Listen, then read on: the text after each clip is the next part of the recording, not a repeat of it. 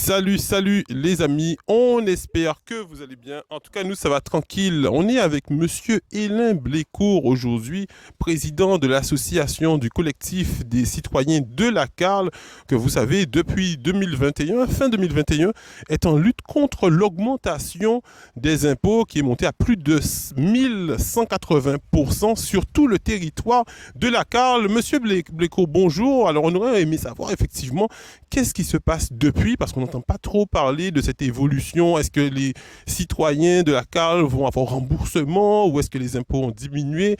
Que se passe-t-il depuis? Eh ben, les impôts, bonjour à tous, hein, bonjour à toute la population, bonjour Michael. Effectivement, ça fait un certain temps, d'une manière qu'on ne s'est peut-être pas vu, évidemment, par médias visuels interposés, mais bon, sur les autres réseaux, ben, effectivement, on se voit, on s'entend et puis on échange. Ben non, l'augmentation, l'instigateur de cette augmentation n'est pas revenu dessus. Donc vous avez, tous les contribuables, de la CAL ont reçu évidemment l'ordre de pays le 15 février dernier, hein, avec encore cette augmentation de 1180%. On est passé de 0,6, on a multiplié pratiquement par 13. Donc ils ont vu évidemment que cette augmentation elle est encore présente. Remboursement. Tant que l'autorité, là je me suis trompé de mot, hein, puisqu'on ne peut même pas parler d'une autorité, là, la personne qui est responsable de cette affaire-là, n'est pas suffisamment contrainte par on va dire les personnes, ces administrés, on va dire, hein, pour pouvoir évidemment revenir à une gestion plus raisonnable par ces administrés. Par la justice, on l'espère, mais en tout cas, visiblement, cette personne ne sait pas ce que c'est que le dialogue, ne sait pas ce que c'est que l'empathie avec sa population, puisque une population, évidemment, qui est saignée à blanc d'une telle manière depuis 2 ans, voilà, comment responsable, on peut qualifier une personne qui prend de telles décisions d'être responsable. C'est de l'irresponsabilité totale, d'autant plus que nous sommes dans une conjoncture évidemment, Michael, un grand mot. Oui, oui.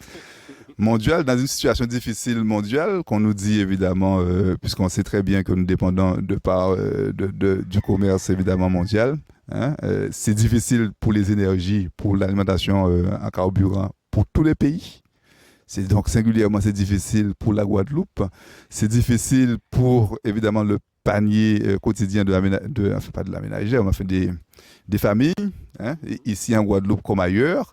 On voit qu'il y a des dispositifs qui sont proposés évidemment sur le plan national, ne serait-ce que les 100 euros là, pour le carburant, les baisses, etc. Ou alors accompagner en tout cas les familles les plus faibles, pas faibles, mais les plus dans le besoin. Et que là, singulièrement sur la Carle, on se permet d'enlever la nourriture de l'assiette des gens, évidemment, puisque la taxe foncière, l'impôt foncier ne distingue pas les revenus, les gros revenus, petits revenus. Non, puisque c'est sur la maison que vous habitez, c'est sur le bâti. Évidemment, vous pouvez très bien avoir une maison, sans forcément avoir les revenus qui correspondent. Là, il faut payer à ce. Donc, forcément, ce qu'on ne peut pas, évidemment, on est obligé de payer par les impôts, c'est ce qui est en moins à disposition des familles, donc dans l'assiette, et puis surtout pour l'accompagnement des enfants, l'accompagnement, donc le besoin,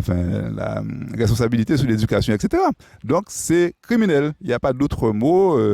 Alors, de toute manière, toute la population est témoin, encore trois plus Michael, parce que tu étais dans la lutte, tu es dans la lutte, évidemment dénoncer, dire à cette personne, voilà, simplement sa fibre humaine, bienveillance, il faudrait revenir sur ça. Non, on est obtus, j'ai pris la décision, si je reviens dessus, ce sera peut-être un aveu de faiblesse, etc. Mais je ne vois pas l'aveu, évidemment, de lucidité qu'on demande. Évidemment, donc à ce moment-là, on est toujours dans la même situation. Donc il y aura encore l'échéance, puisque il faut que la politique budgétaire, c'est chaque année. Bientôt, il y aura les orientations budgétaires au niveau de la CARL. C'est le moment de revenir sur ces 0,6, au même taux qu'on avait avant, 0,6%, et puis de sortir de ce taux de 8% sur la taxe sur le bâti intercommunal. Voilà, donc on attend encore. Alors justement, ben, ce matin, on a interviewé une dame retraitée qui payait effectivement ben, avant les impôts 300 euros, pas plus de 300 euros des impôts. Elle nous a montré sa feuille d'impôt qui est passée maintenant à 700 euros. L'année dernière, elle payait déjà première année d'augmentation à 600 euros. Donc, malgré ça, il y a encore des ajouts, ce qui veut dire les 1180% qu'on avait dénoncés en fin 2021. Donc, 2022 encore, il y a eu des augmentations. Et maintenant, elle paye effectivement plus parce qu'on lui a dit, elle allait faire ce recours, que le maire nous avait dit que les personnes âgées, les personnes handicapées ne seront pas impactées, seront remboursées. Mais malgré tout ce qu'elle a essayé de faire, on lui a dit, vu qu'elle a une grande maison, même si la grande maison n'est pas habitée, même si les poubelles sont vides, de toutes les façons, elle va devoir payer cette augmentation.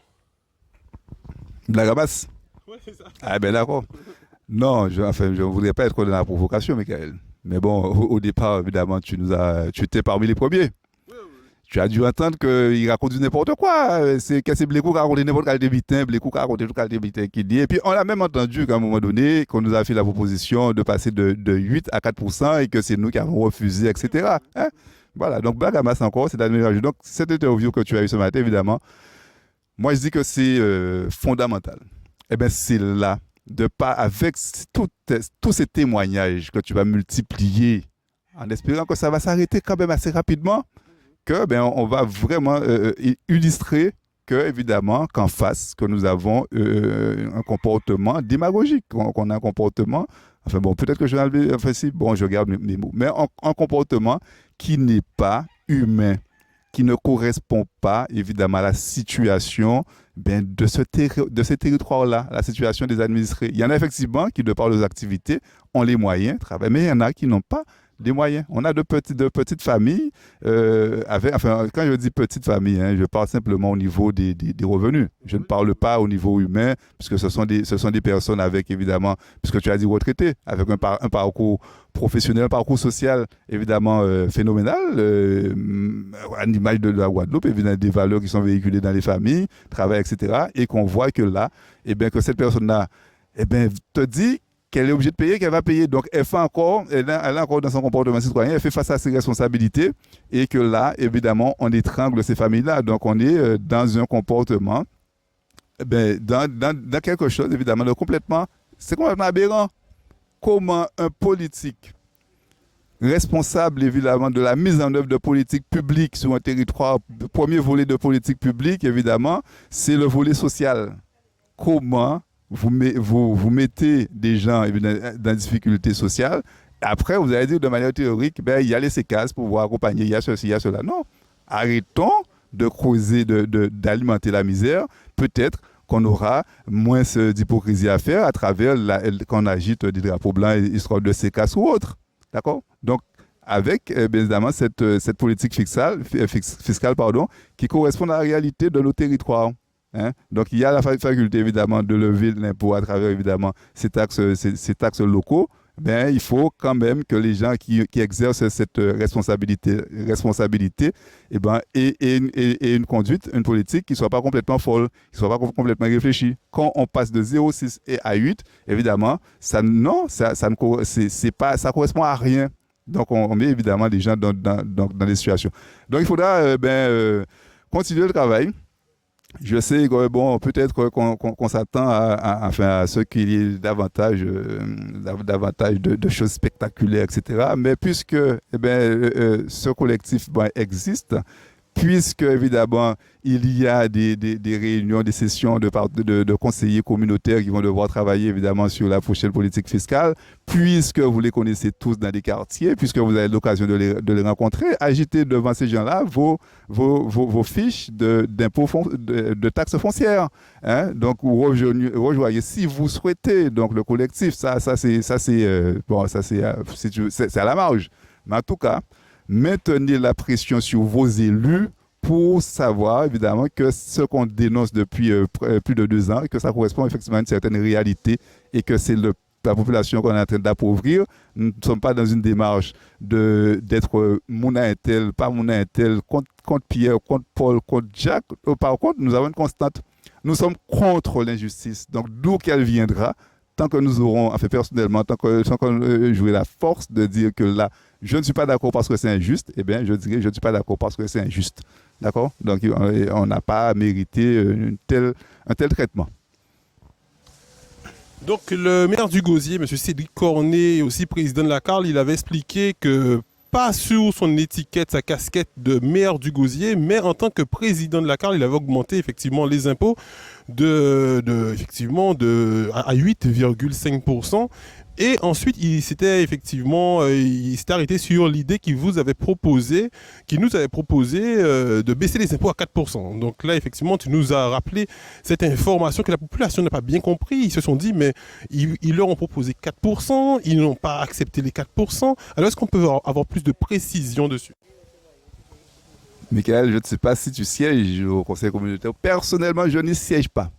S'ils voulaient, évidemment, puisque ça, je crois que ces effets d'annonce, c'était avant que le budget de la CARL ne soit voté. Même si l'association ne vient pas à ces rendez-vous, ne croit pas dans ces blagues à masse, eh bien, avec ce conseil communautaire, il n'avait qu'à inscrire 4%. Pourquoi il a maintenu les 8%? Nous souhaitons que ça revienne là où c'était. Là, été là. Après, pourquoi faire combine ouvrier, qu'on beau ouvrier avec qu'on beau char, ça n'a pas qu'à garder moins. D'accord? Donc, je ne vois pas qui pourrait nous reprocher. À aucun moment, personnellement, on a été invité autour d'une table de négociation de manière sérieuse. On a entendu sur les ondes, sur certains médias, que à la cité régionale Arizé, que oui, qu'on vit sur une date qui ne... Mais c'est pas comme ça qu'on fait les choses. On voit la partie adverse, on dit est-ce que vous serez disponible telle date pour qu'on travaille, évidemment sur la CARL. Il y a plutôt de lieux de réunion sur la CARL. Qu'est-ce qu'on va chercher à Cap Excellence pour faire une réunion? Donc c'est pas sérieux. On est dans la même région, on ne voulait pas que les choses avancent. Si on voulait que les choses avancent, c'est simple pour lui, il n'a pas besoin de nous. On lui a simplement dit l'objectif, on revient là où c'était. Après, tu fais le combo que tu veux avec mais surtout, tu arrêtes de faire du bruit sur les médias, tête à main, raconter magie. Nous avons bon rêvé ça. D'accord? Il faut qu'on voit les résultats maintenant. Les histoires de pleurer. Ouais, non, c'est bon. Ça n'émeut plus personne. Michael, ça ne te fait pas couler de larmes du tout. Tu attends simplement de voir le résultat. Alors, on ne va pas alimenter ces histoires de oui, j'ai proposé, non pas. Non, ça, c'est de la démagogie. Je dirais, si je voulais être méchant, je dirais même, eh ben, c'est du niveau moyenne section de maternelle. On n'est pas à ce niveau-là. On a fini avec ça. Arrêtez, plairer, agis.